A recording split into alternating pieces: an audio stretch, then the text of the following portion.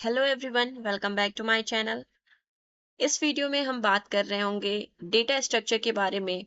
और हमारा पहला डेटा स्ट्रक्चर है जो हम पढ़ने वाले हैं सॉलिडिटी में, वो है एरे। सो एरे क्या होता है, सबसे पहले हम वो जान लेते हैं। एरे हमारा एक डेटा स्ट्रक्चर होता है जो एक ही टाइप की मल्टीपल वैल्यूज को एक साथ स्टोर करने के लिए यूज किया जाता है। एक तरीके से आप ये समझ सकते हैं कि एरे एक बॉक्स है जिसमें बहुत सारी चीजें हैं, बट जो वैल्यूज एक बॉक्स में है वो एक ही टाइप की रखी जा सकती है। जैसे आप एक बॉक्स में सिर्फ मैंगो रख सकते हैं, बट वो मैंगो लाइक टाइप एक ही है, बट उनका क्या बोलते हैं, वैल्यूज अलग अलग है। तो वैसे ही हमारे पास हम सिमिलर डेटा टाइप्स के मल्टीपल वैल्यूज को स्टोर करने के लिए एरे डेटा स्ट्रक्चर का यूज करते हैं।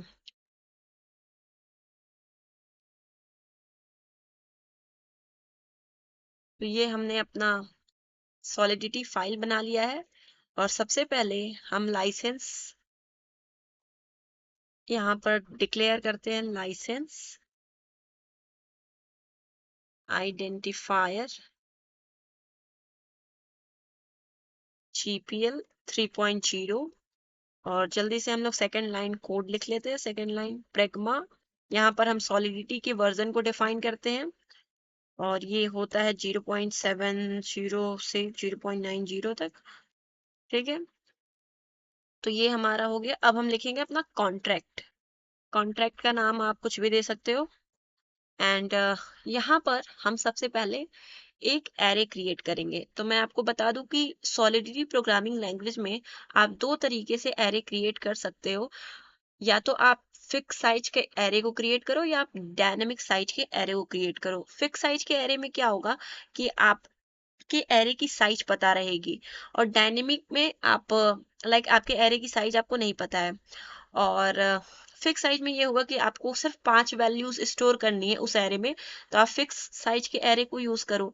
बट आपको पता नहीं है कि आपके एरे की साइज क्या होने वाली है, तो उस केस में आप डायनेमिक साइज के एरे को यूज करो। और फिक्स साइज एरे जब आप क्रिएट करते हो तो कंपाइल टाइम पे पता होता है कि जो एरे है उसकी लेंथ क्या है। तो अभी हम एरे क्रिएट करके देखेंगे तो हमें समझ में आ जाएगा। तो सबसे पहले इसका स्ट्रक्चर होता है कि हम डेटा टाइप लिखते हैं। ठीक है, तो एरे के डेटा टाइप हम इंटीजर, यानी कि हमको नंबर स्टोर करना है अपने एरे में, तो हम अनसाइन इंटीजर लिए। और फिक्स साइज है तो इसकी साइज हमने 5 ले ली। और अब हम लिखेंगे पब्लिक, और जो भी हम एरे का नाम देना चाहते हैं, लाइक हमने एरे का नाम दे दिया array1। और ये फिक्स साइज है तो एरे है तो हमारा स्क्वायर ब्रैकेट यूज होगा। और इसमें 5 वैल्यूज हैं, तो इसमें हमने 5 वैल्यूज स्टोर कर दी। तो ये हमारा बन गया फिक्स साइज एरे।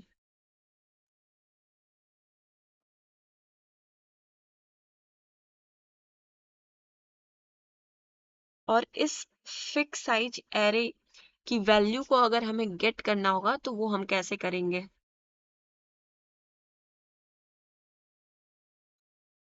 तो वो हम गेट कर सकते हैं क्योंकि हमने अपने एरे को एक तरीके से पब्लिक कर दिया है। ठीक है, हमने अपने एरे को क्या कर दिया है, पब्लिक कर दिया है। तो जब हम इसको डिप्लॉय करेंगे तो ये एक फंक्शन क्रिएट हो जाएगा array1, जहां पर आप इंडेक्स पास करोगे और उस इंडेक्स पे जो वैल्यू होगी वो आपको मिल जाएगी। लाइक 0 इंडेक्स पे 10 वैल्यूज हमने दी थी, 4 इंडेक्स पे हमने 20 वैल्यूज दी थी। तो इस तरीके से फिक्स साइज एरे को आप गेट कर सकते हो इंडेक्स देकर।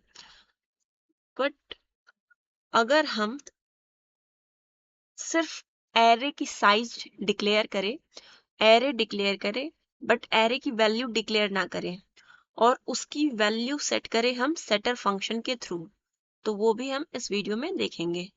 लाइक हमारे एरे की साइज हमने दे दी 3 और इसको हमने बनाया पब्लिक ARR array2।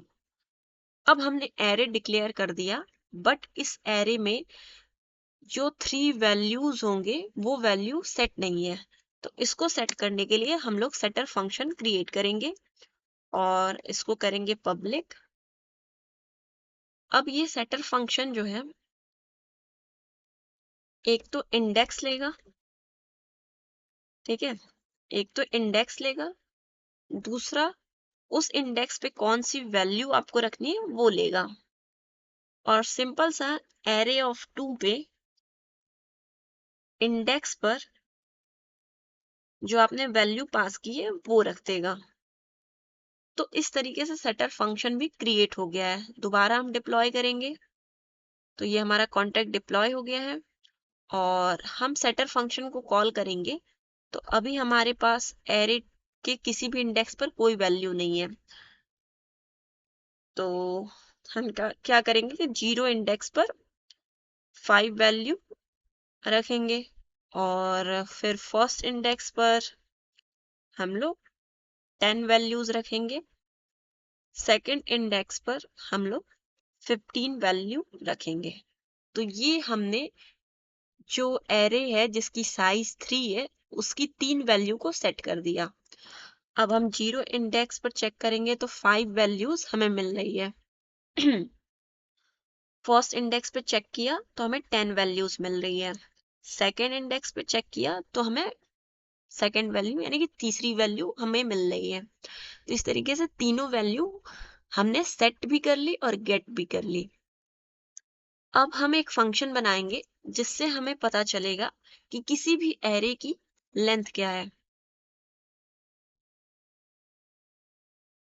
तो हम चाहते हैं कि एरे 2 की लेंथ हमें पता रहे, तो ये कुछ ना कुछ रिटर्न करेगा, और रिटर्न करेगा तो अनसाइंड इंटीजर रिटर्न कर रहा होगा। तो यहां से हम रिटर्न कर देंगे एरे 2 डॉट लेंथ। दोबारा हम डिप्लॉय करेंगे तो हमारे पास लेंथ नाम का फंक्शन होगा जिसको कॉल करेंगे तो एरे की लेंथ क्या है 3 है, यानी कि जो एरे 2 हमने क्रिएट किया हुआ है उसकी लेंथ क्या है 3 है।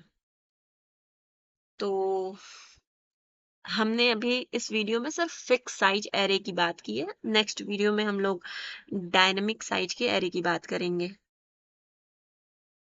ठीक है, थैंक्स फॉर वॉचिंग।